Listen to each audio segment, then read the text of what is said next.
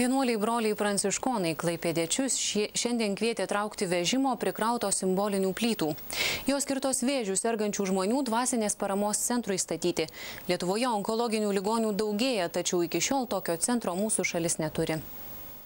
Be perstojo pliaupiantis lietus vienuoliams nesutrukdė per visą miestą traukti pilno simbolinių plytų vežimo. Pėsčiomis jie įveikė 14 kilometrų.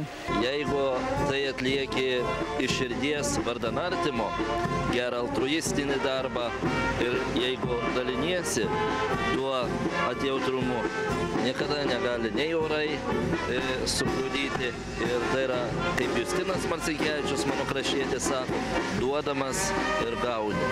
Vienuoliai atsipūsti stojo keliose Klaipėdos vietose. Čia liejosi linksmybės.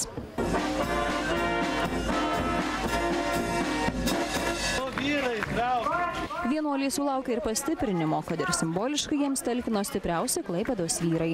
Kai mes tarėmės prieš 3 mėnesius, tai aš buvau ką tik po operacijos ir paskaičiau, kad galvojau, kad galėsiu tempti, bet dabar kažkiek tai patempsiu, kiek jėgos leis, o kiek neleis, tai va su dviračiu važiuosiu. Tai va Aurimą Didžbalį pasėmiau, tai va jisai padės, taip kad tikrai bus vežimas patemptas.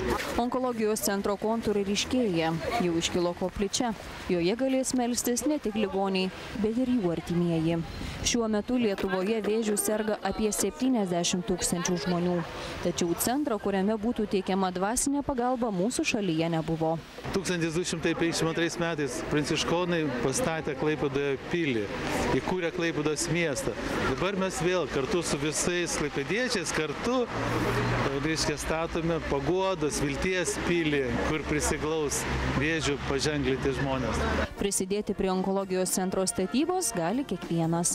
Galima pirkti simbolinės plytas, dalyvauti labdaringame koncerte, kuriame surinktos lėšos bus skirtos onkologijos centrui. Iniciatyvą kitą savaitgalį vainikuos Vilties bėgimas.